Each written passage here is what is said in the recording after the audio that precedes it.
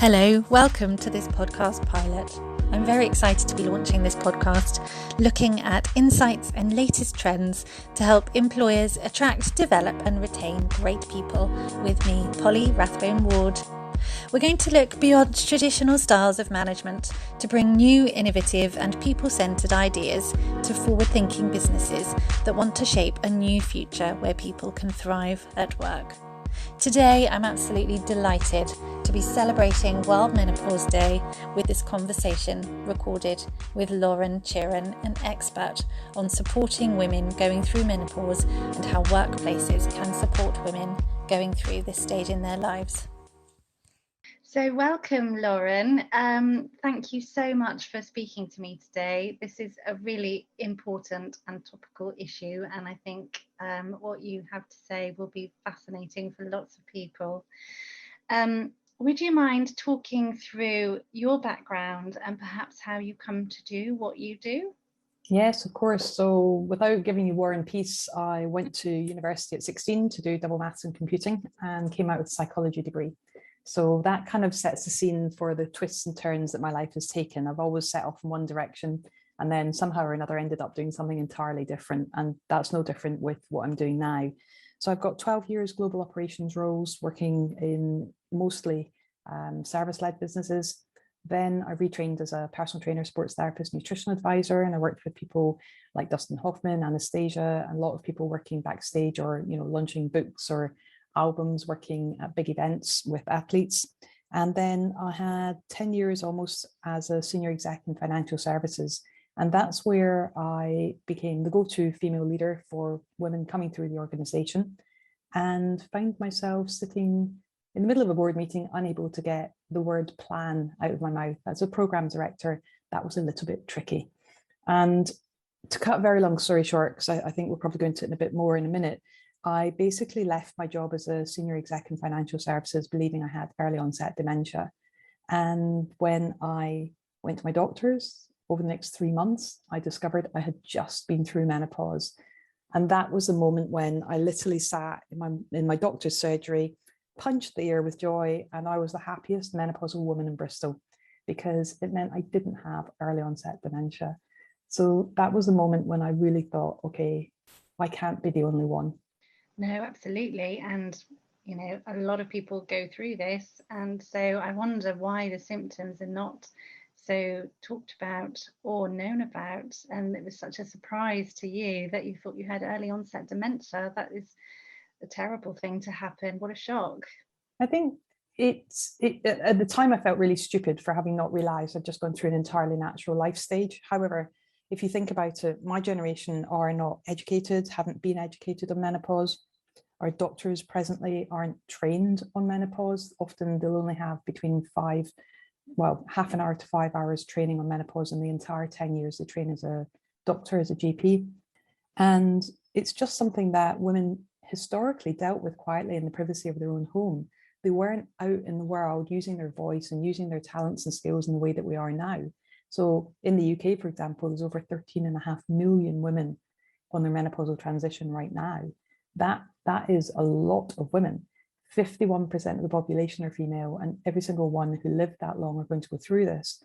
But if you think about it, going back 150 years ago, women became menopausal at 57 and died at 59, whereas nowadays we're becoming, the beginning of our menopausal journey can start in our late 30s, early 40s. When we hit perimenopause, we typically become menopausal age 45 to 55, sometimes like myself earlier, or in some cases later. And if you've had chemotherapy or hysterectomy or oophorectomy and certain other medical and surgical interventions will bring on an early menopause as well. So menopause is lasting, the actual phase is lasting longer, we're living longer, and women are in the workplace now in a way that we've never been before. So it's something that we haven't talked about, and I believe that women are just starting to use their voice effectively en masse and bringing our issues to the fore so that we can start to create workplace cultures and environments where we can flourish no matter what stage of life we're at. Absolutely. So you realized that you had been through the menopause, which was an entirely natural life stage. Did you say that you had left your job by that point? Yeah, I had a series of things, shall we say, happen over about 18 months where I found my recall, my retention had completely slipped.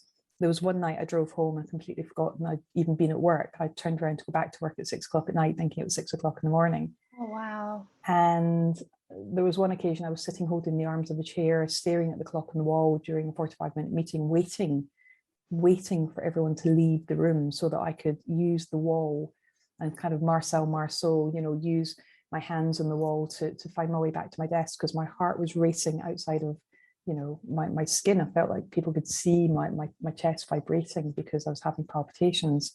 My skin was itchy, my eyes were dry, my nails were breaking, my wrists were sore. It was just this calamitous set of events that made me think that I was past it, that I had, lost my marbles and I couldn't cope anymore. So being a senior female in a very male dominated environment, I didn't know how to ask for help and support. And, I've since found that that's fairly common amongst females in the workplace, especially if they're holding positions of responsibility. They don't want to be seen as weak or vulnerable, so they don't want to talk about anything that's going on for them. And that's a big thing that women need to learn how to do, because asking for help and support is a sign of strength, not weakness. Yes, absolutely. Gosh, so the set of symptoms is really quite broad by the sounds of what you were just saying, but it's not really discussed, is it? Well, I think it's beginning to be more discussed. And I was watching the Davina McCall programme on Channel 4 a few months ago, and it was surprising for me. There was a whole range of symptoms that she talked about that I didn't know about. So I guess if you have some of those symptoms as someone who doesn't really know what's happening, it could be quite a shock. Certainly. And I think, as a sole parent of a child with lifelong medical needs as well, it felt incumbent upon me to constantly be on my A game. And it felt really important that I didn't have any cracks or any weaknesses. I didn't have time to get sick or not perform or bring home the bacon kind of thing. So, it's something that I think we need to be really mindful of, the fact that as women, our roles are transitioning. As human beings, all our roles are transitioning. It's not unique to women, but we are taking on more responsibility than we have done ever before. And trying to, this generation, my generation, is definitely that sandwich generation where we've still got kids at home, potentially, often young children. Many of us are single parents, or we're in those complex, extended family situations. And we've got elderly relatives that we're helping support. Plus, we're trying to hold down a job or run our business as well. So we need to start being kinder to each other and to ourselves. And that's something I think women can be really bad at, looking after themselves, really good at looking after everyone else, but not necessarily so good at looking after themselves. Yes, absolutely. I completely understand what you mean about that sandwich age range, I guess, because I remember earlier in my career, I would notice women of a certain age, usually sort of late 40s, I guess early 50s, and they would arrive at their desk at sort of 1 minute to 9, looking as though they'd perhaps run a marathon already because of all the responsibilities that they have in their role at home. And I used to, observe this and think, gosh, that is no way to start your working day. So since then, and I was in HR. So since then, I've always thought, how can we make life a bit less stressful for people? Because actually, to have someone arrive at their desk or workspace, wherever it is now in this hybrid world that we're in, and ready to start the day, they will be more productive and happier anyway. So there will be more positive business outcomes. But that's aside from the menopause story. I think you bring up a really good point there, though, about turning up at work looking like you've run the marathon already. So that brings on an interesting point. So before we talked today, I actually asked you if we were going to be on screen or just on audio. Now that gave me back 20 minutes of my day where I didn't have to prepare to be ready to be on screen, because I don't have any other connections today where I need to worry about putting makeup on. So that 20 minutes is really vital. And if you think about someone who's turning up to an office, if they've got all their familial commitments before going to work, and they have gotten themselves ready in whatever way they see fit to be ready for work, whatever that means to them. But if that includes doing their hair and their makeup, which not saying that anyone should or shouldn't do that, but if that does include it, and then they've had a series of hot flushes before they left the house, Their makeup is maybe running down their face, their hair is maybe plastered to their head, their clothes feel uncomfortable because they're sticking to their body. What do? Do they go and freshen up and have another shower and start all over again? Or do they continue the journey into work and just risk, coming in looking ragged? So is it late or ragged? So it's those kind of things that people don't see, which are very real parts of going through menopause, very physical things that happen to us in terms of not everyone has hot flushes, but about 70% of women do. Oh, and by the way, we can help reduce and get rid of them as well. So all these menopausal symptoms we're talking about are actually manageable, but we need to get the right information and support out there so that women can. But I thought that description you gave was absolutely pertinent. Yes, and I wouldn't have been thinking at that point. I was probably in my 20s when I was observing this, and I wouldn't have even thought about how they might be feeling hormonally or internally. I was just merely observing, probably what they had to experience at home in terms of getting children to school or whatever it is, and all of those responsibilities. So I probably wasn't even thinking about about the menopause as well. Yes, and I guess that is an argument for hybrid working. If employers are considering doing things a little bit differently as we transition out of the pandemic. I have found it slightly disheartening when you hear whole employers, saying everyone back to the office. And it's disheartening if people are not taking the opportunity to do things a little bit differently now that we've had this pandemic for 18 months. Why not take this opportunity to do things a little bit differently that might ease the stress or experience that people are having, before work, getting to work, and then ultimately, obviously, that has an impact on their experience at work as well. Yeah, and I think just on that, I know it's slightly off topic, but one of the things I've noticed, so I did a survey of about 50 people a week over 12 weeks in the early part of the pandemic, just looking at potential of going back to the office, hybrid working. And over 31% of the people I interviewed, most of whom were men, have actually since resigned from their jobs and have looked for jobs that have not required them to go back into the workplace and have not required them to do the amount of commuting that they had done previously. So it's absolutely fascinating how it's not just women, but men also are looking for more flexibility because they've had this experience of home life. They've begun to understand what their partners are doing at home and what the impact of being more present for their family is.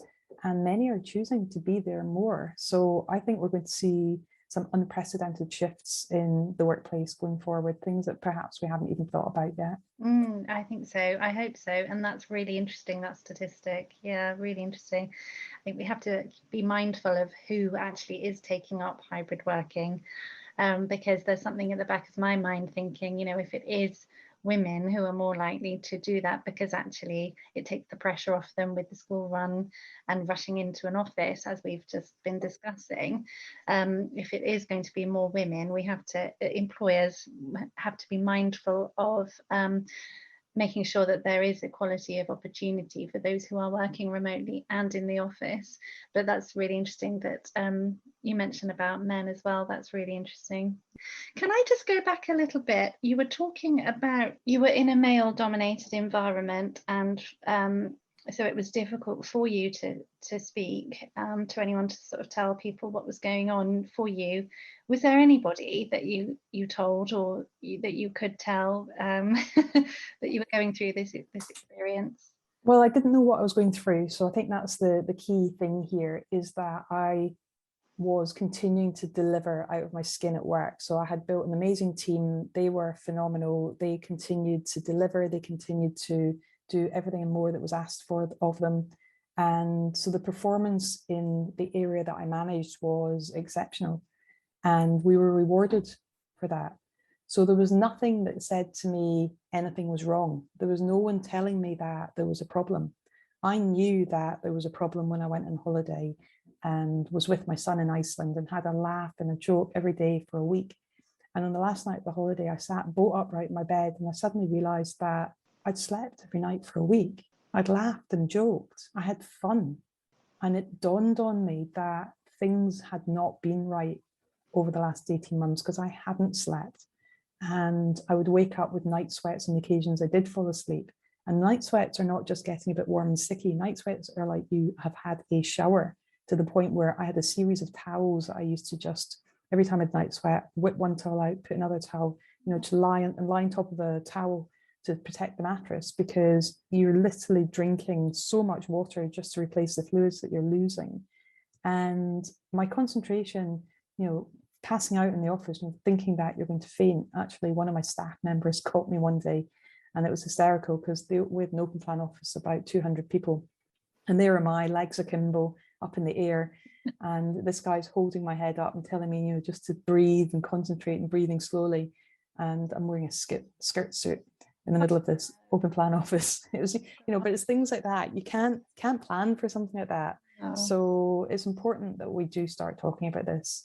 And I think that I didn't realize there was anything really going wrong, because everything was going right from a delivery and performance point of view. There was no one intervening and saying things weren't quite right. And then when someone did intervene, it was very much a case of, you're walking around this place as if you've got the weight of the world on your shoulders. It's not exactly becoming of a female leader in this organization, is it? And that came a week after having received my bonus. So there was no sign, there was no indication that things weren't right. And I left for fear of being caught out. I left for fear of being seen as weak or vulnerable. And I just genuinely didn't know where to turn for help and support. Okay, so you left, and then what happened then in your sort of journey? I think that moment where my doctor said, you've just been through menopause, I was like, really? Seriously? Oh my goodness. I mean, I was early 40s. So we think that I became menopausal after I had my son when I was 37. And, I was on contraception, and then I didn't know my periods had stopped. So I had no other indicator. I wasn't what I thought was menopausal age. I didn't know my periods had stopped. I had no way to identify what I was experiencing with what was going on. So I had a conversation one day in the gym with a girlfriend who used to also be the comms partner for me at a previous role. And she was talking to me about sweats and brain fog and all these things. And I said, do you think you might be experiencing perimenopause? And she said, what's that? Now, she's a few years older than me. So I explained to her that it's the stages leading up to menopause, what you might experience and what was happening with estrogen levels and progesterone levels falling. That conversation turned into a series of conversations with one of our national banks. And together we put on an event in the city where we were entirely oversubscribed. It was a half-day event, and it was phenomenal. And that was the beginning of Women of a Certain Stage. So from that moment on, I set up monthly events where women could get together and share their experiences, just talking, completely free event, because I thought it was so important that women did realize that what they were going through was entirely normal, and they didn't think that they were alone. And those events, called Menopause Socials, were the beginning of what I took into organizations to help them not just have a women's network or a gender network, but actually have events where women can dip in and out in a safe, confidential environment and start to share what was going well.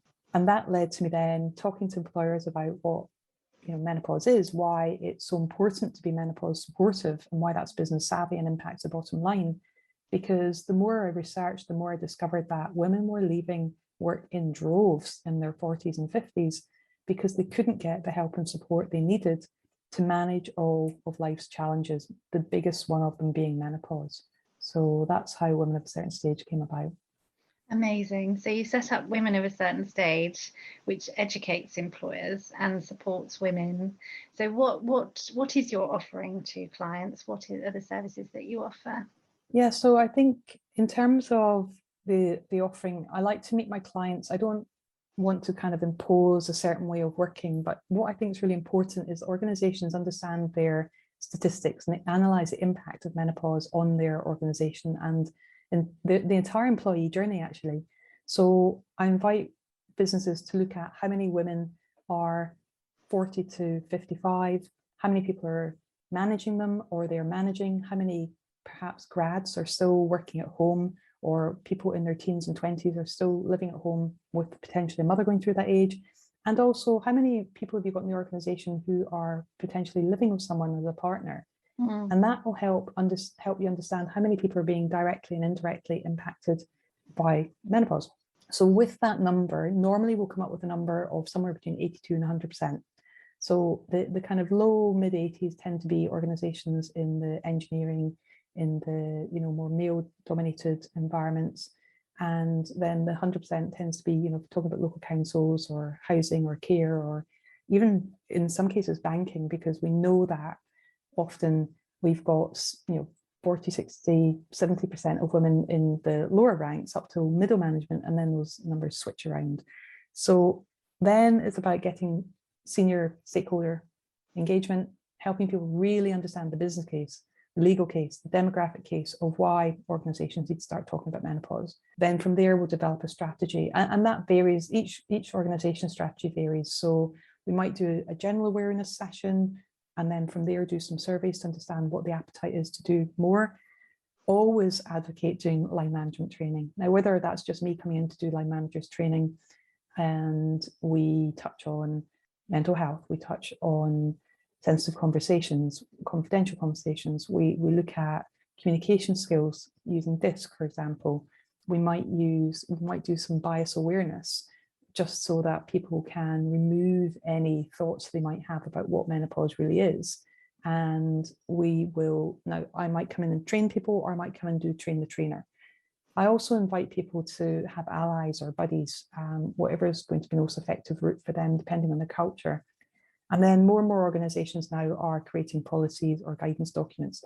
So I work with a lot of global organizations, and in the UK, they may have a core policy, but globally, because of the variations on how menopause is understood culturally, they might just go with some guidance documents, because menopause, first of all, there isn't a word for menopause in certain parts of the world, and other parts of the world it is absolutely not talked about yet. So we've got to be culturally sensitive across the globe in terms of how we position it, where we start. And that's why it's important to meet an organization where they're at, and not just have a cookie cutter approach to it. So so it's one thing to train people, but then you've got to make sure that the signposting for women is there, that they can access help and support. They know when to go to their GP and how to speak to their GP. They know how to speak to the line manager. They know what sort of lifestyle choices. They understand what programs are available for them, what internal and external support is available. So I also provide programs of support for women as well. And that's really important, because there's no point saying to someone, hey, we know that this thing exists, let's tell you all about it, and then not following through with the support afterwards. So the whole package is really important, and different organizations, different cultures, and do that in different ways. But I can help support them on that journey and just come up with a strategy. Gosh, it's incredibly broad, isn't it? Actually, it affects so many areas and different ways. I loved your point about training line managers, because I just think the importance of that role is just huge. The impact that a manager can have on someone's experience at work is absolutely huge. And the statistic of, the reason why someone leaves an organisation, it's huge. It's about 70% usually is why someone leaves an organisation. It's because of their line manager and how they feel, how they're made to feel at work and during their experience of work. That's amazing. Gosh, you cover a huge broad range of things there. Incredible. When you mentioned DISC there, is that the DISC psychometric profiling? Yeah.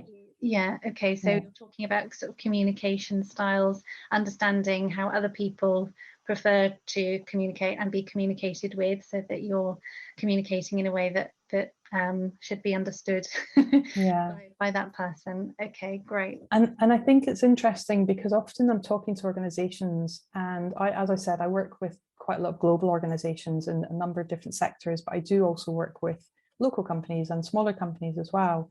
And regardless of the size of the organization, what I find fascinating is that quite often people have been promoted because they're really good at their job, but they aren't given the necessary soft skills or line management skills that they require. Now, because I've got industry background, because I've been a manager, because I've held all those roles and positions, and because of my experience of being allowed to go on for 18 months struggling without any intervention. Now, there's an argument that I was senior enough that I should be self-managing and shouldn't need to have any input from anyone else, but there's also structure in place for performance and bonuses.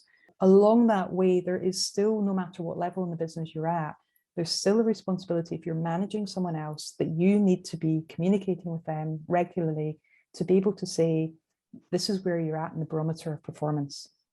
And this is what's available in the barometer of help and support.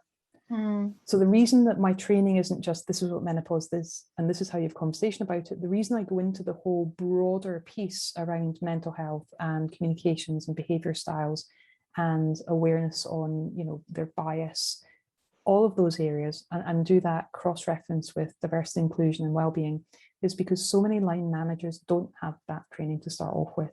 So rather than me just go in and give them a bunch of information that they don't know how to implement it, I like to bring it to life and help them understand that they have a responsibility to intervene early with their team so they don't have a problem further down the line that causes everybody a lot more aggravation. And sadly, in the last, I don't know how many years, we've just all become so busy at work. We don't have that capacity in our diary anymore to have that 10-15% of flexibility to really look after our teams. And we're not, as line managers, typically trained to do that. So that's why I do the whole thing. Clearly, if they're already trained and they're great line managers, I can just do the menopause piece. But that comes back to meeting people and my clients where they're at.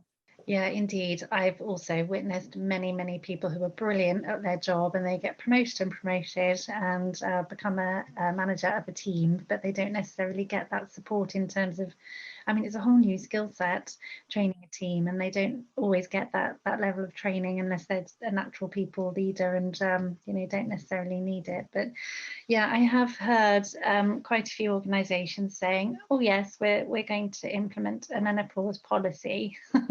But I just wondered, so it's really useful to hear from you the broader spectrum of where this fits into the workplace, because a menopause policy is a great place to start and it's better than nothing. But actually, I do wonder if it's just a piece of paper just for the sake of it. So really interesting to hear your view on that.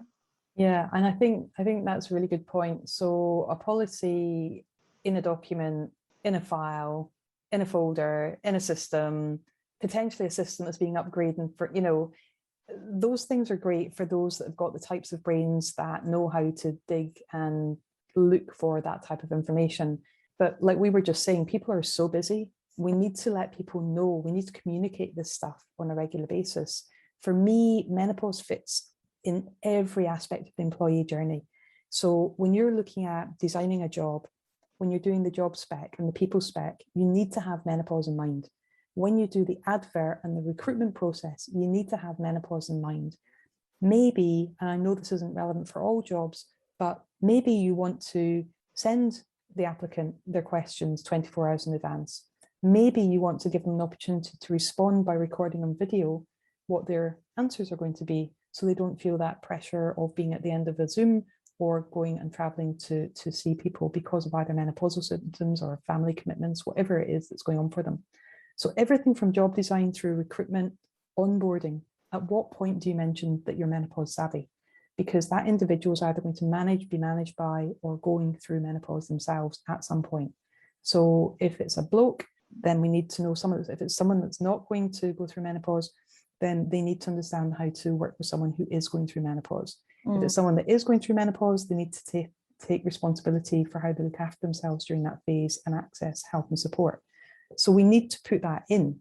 And then, of course, in your HR system, and I love this. So for 6 years, people were telling me that they couldn't possibly put a tag on their HR system for menopause. It just didn't exist.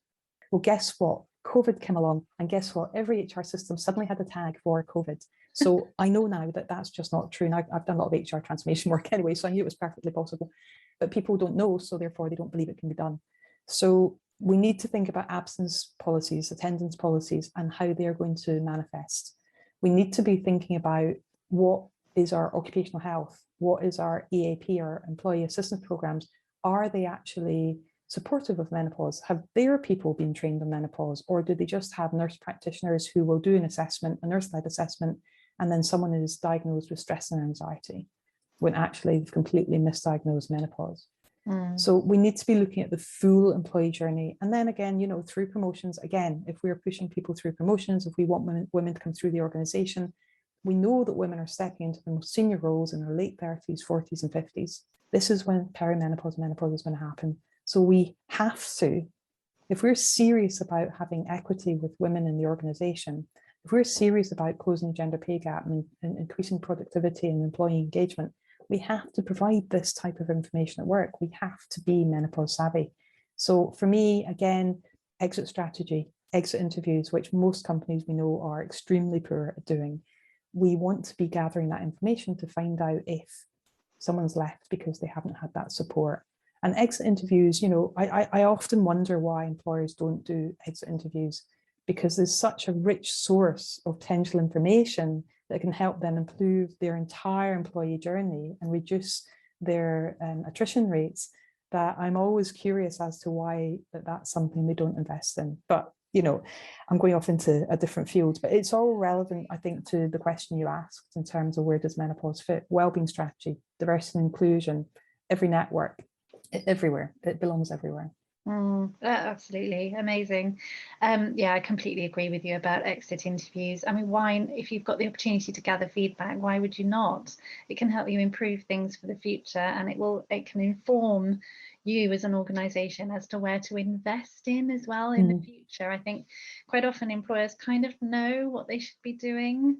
Diversity is talked about a lot, women's health and menopause and all of this sort of thing is being talked about, or it could be even something as simple as people keep leaving and I don't know why, or I can't attract people to my organization and I don't know why.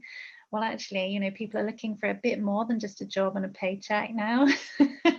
So, it's gathering that feedback and knowing how to then, reinvest that into something that they know is going to make a difference to an employee's journey. And why not? Because actually, when people leave, it's so costly for the business and has an impact on morale for the rest of the team, and all that training time is gone. You've got to start from scratch in terms of recruiting. So why not? But I think a lot of employers know what they should be doing, and there's a lot of this stuff in the press a lot all the time now about what employees are looking for. And there's a term being coined at the moment, the Great Resignation, isn't there, that people are leaving because they've had time at home. They've perhaps had time over the last 18 months to reflect on actually what they do want from life. And it's interesting on that point, because more often women will vote with their feet. Absolutely. So women are more likely. So you give a talented, skilled practitioner in your business an excuse to leave when they hit menopause because you're not supporting them after you've invested in getting them to the level that they're at. Women will vote with their feet. They have a different approach in terms of what they want the workplace to mean to them. And I think men have had a really good look at that. Everyone's had a really good look at that over the last 18 months at the point of us recording this. However, right now we know that women will vote with their feet more quickly than hang on in there. And as you said, if they've got a poor manager, then they're just increasing the risks of them walking when they hit menopause.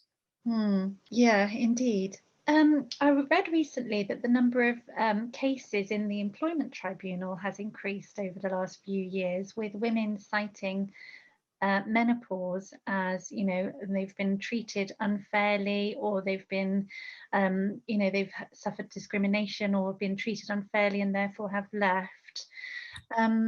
What's your view on that? Is it that women are feeling a bit more empowered to talk about these sorts of things now, or what's your view on that? I think it's really interesting. There've been more employment tribunals brought in the first half of 2021 than the whole of 2020.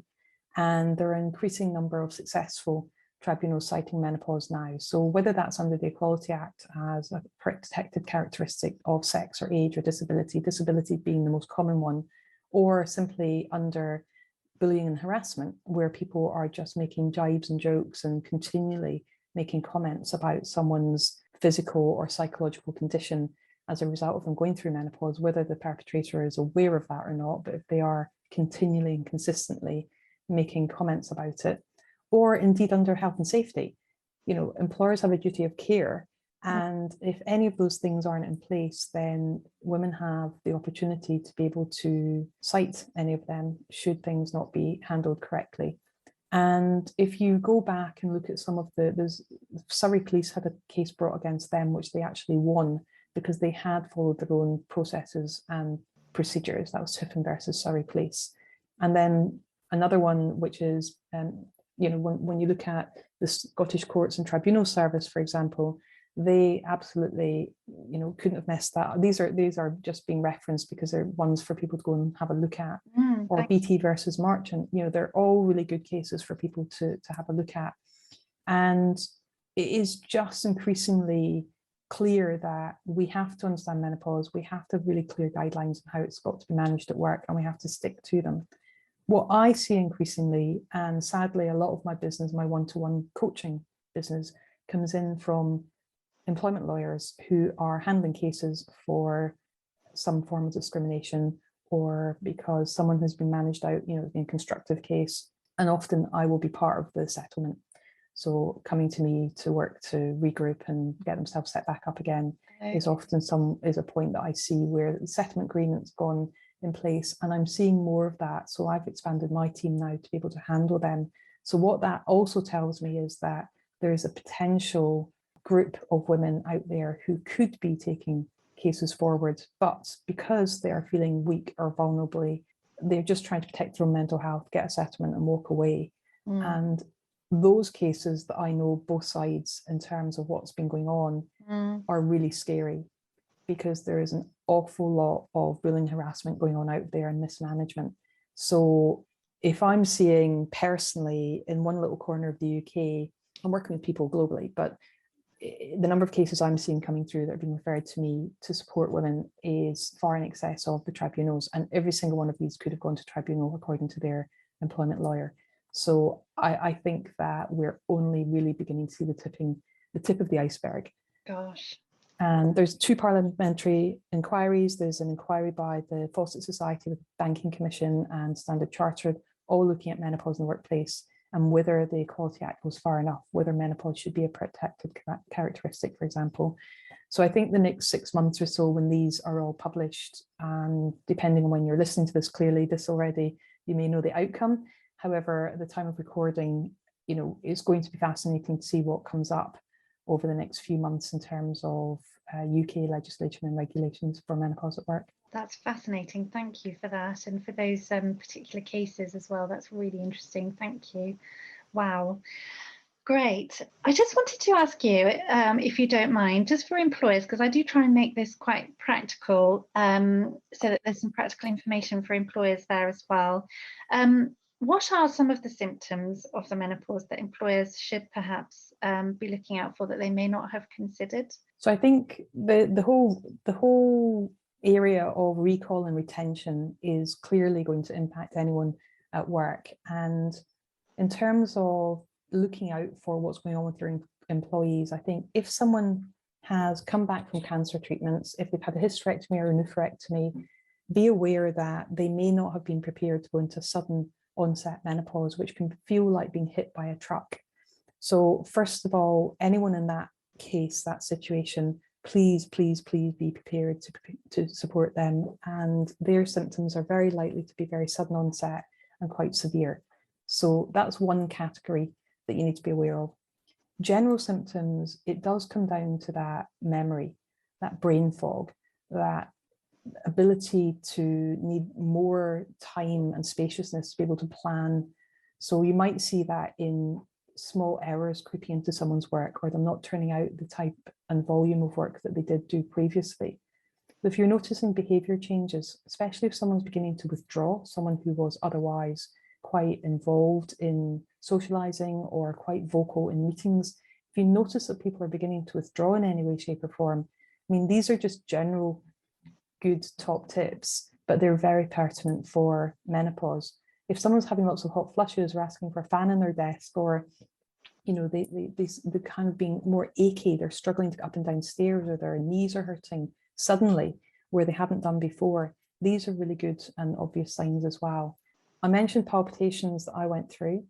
So palpitations, anxiety attacks, feeling quite fatigued, low self-esteem, low self-confidence, slightly depressed, low mood, anxious. All of these things are signs of, more of the psychological signs of menopause, and some of the physical signs will impact at work as well. So if you've got someone doing a physical job, if you're working in the care sector or you're working in the NHS, if someone's suddenly struggling with itchy skin, dry eyes, brittle nails, hair falling out, hair appearing in places where you might not really want it to be appearing, there's so many different ways that menopause can impact someone. We used to talk about there being 34 signs of menopause, but we're beginning to understand that that might be an underestimation in terms of how someone can be emotionally, psychologically, and physically impacted. So I don't know if that helps a little bit. Thank you. That's great. Thank you. Brilliant. And so you did talk about, what you offer in terms of what you offer to clients. But, if there are any employers out there thinking, gosh, I really need to do something about this, what would be your sort of top tips? I know this is not an easy overnight fix, but what would be the sort of things that you encourage or advise your clients to sort of start with looking at? So I'm going to say get in touch, but I do run a free 3-day course, which I run every 2 months. And that's a really good place for employers to start, because they can start to see the types of things and breadth of things they need to look at. So every couple of months I run, it's literally half an hour over lunchtime. So on Monday, we cover the facts, the statistics, the ages, the stages, the symptoms, the definitions of menopause. So just setting the basics out. On Tuesday, we look at where women can get help and support and how you can support people going through menopause. And on the Wednesday, we look at menopause for employers and employees, because it's important that employees understand that they have a responsibility to look after themselves and where that boundary is between the employer support and the employee taking care. So that will give an organization an opportunity to see what have they got in place already. Are they providing some of the things, reasonable adjustments that they can easily transition over? Do they have policies that already cover this type of thing, or do they need to think about adding things on? Do they maybe just need to be inserting the word menopause into existing policies and existing practices? So for me, I would always say get in touch with womenofacertainstage.com and have a look at doing that course. I think that it is very much going back to that point I mentioned earlier. Understand how menopause impacts your organization. Do not think that because you work in a male-dominated environment that menopause isn't having an impact on your business, because more often than not, it will be having quite a significant impact, but it is just going under the radar at the moment. So figure out how many people are being indirectly and directly impacted. That would be the first place, because then if you're interested in this area, you can start to build an internal business case, which I can support, so that you can understand why this is not something that needs to sit in a corner in a box somewhere in a D&I or wellbeing strategy. It's something 51% of our population are female, and all of them are going to go through menopause, which means everyone around them are going to be impacted. So get some good statistics for your organization on how far-reaching menopause is, and then take it from there. Brilliant. Thank you. That's really helpful. You've been so generous with your time, Lauren. Thank you. I was going to ask how people can get in touch if they would like to. So you've just said your website address, but is there any other way that people can get in touch with you? I think womenofacertainstage.com obviously will give you, I'm not a great one for using my website, so if anything's out of date, I apologise in advance. But the other place where I'm very current and always available is via LinkedIn. So if you just look up Lauren Chiren on LinkedIn, I'd be delighted to connect with you there. Brilliant. Thank you so much. And thank you for sharing your story and your experiences with me. It's been really generous of you to share. So, and thank you. And thank you for taking your time to speak to me. Pleasure.